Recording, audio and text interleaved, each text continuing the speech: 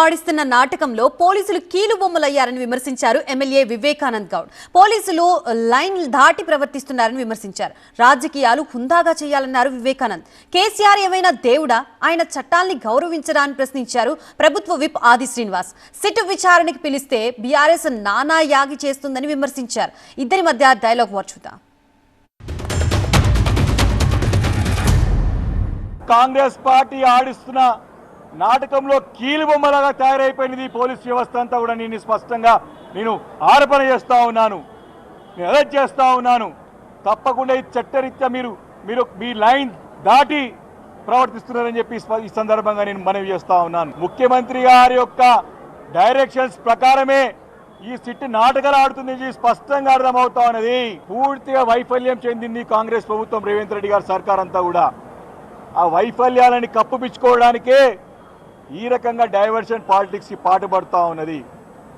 Municipal elections నడుస్తూ ఉంటే ఈ రకంగా నోటీసులు ఇచ్చి ప్రజలని అంటే మమ్మల్ని ప్రజాక్షేత్రంలో పోకుండా మా యొక్క పార్టీని డిస్టర్బ్ చేయాలని చెప్పేసి ఒక తప్పుడు ఆలోచనతో వ్యవహరిస్తూ ఉన్నది. రాజకీయాలు హుందాగా చేయాలి, ప్రజాస్వామ్య పద్ధతిలో చేయాలి, కానీ ఈ రకంగా అరాచకాలు, ఈ రకంగా నిర్బంధాలు, ఈ రకంగా మరి నేను ఇష్టం వచ్చినట్టు చట్ట విరుద్ధంగా చేస్తానంటే తప్పకుండా రాబోయే రోజుల్లో గుణపాఠం తప్పదని చెప్పి ఈ సందర్భంగా నేను ఈ యొక్క ప్రభుత్వాన్ని హెచ్చరిస్తా ఉన్నాను.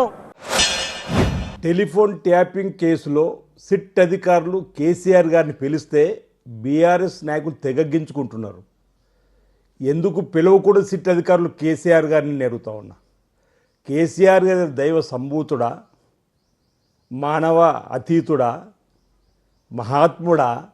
తప్పు చేస్తే ఎంతటి వారినైనా చట్టం ముందు నిలబెట్టాల్సిందే, నిలబడిస్తుందని చెప్పని మన చట్టాన్ని గౌరవించాల్సింది పోయి జార్ఖండ్ రాష్ట్రాన్ని సాధించిన శిబు సోరెన్ తప్పులు చేసిన సందర్భంలో జైలుకు వెళ్ళినటువంటి సందర్భాన్ని ఒకసారి గుర్తు చేస్తూ ఉన్నాం. జయలలిత గారు ముఖ్యమంత్రిగా ఉన్నప్పుడే తనపై వచ్చిన ఆరోపణలో తప్పులు తేలి చట్టం తను జైలు పంపించినటువంటి సందర్భాన్ని గుర్తు చేస్తూ ఉన్నాం.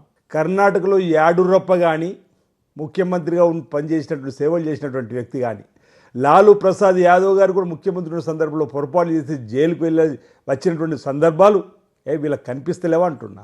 తమ నీచపు పనులతో భ్రష్టు పట్టించి రాష్ట్రాన్ని సర్వనాశనం చేసిన దానికి ప్రజలకు క్షమాపణ చెప్పాల్సింది పోయి ఇలాంటి నీచపు పనులు, దుర్మార్గమైనటువంటి పనులు చేసి ఆ మూటాకు నాయకుడిగా ఉన్నటువంటి కేసీఆర్ సిట్టు పిలిస్తే ఎందుకు నానా యాగి చేస్తున్నారని అడుగుతా ఉన్నా.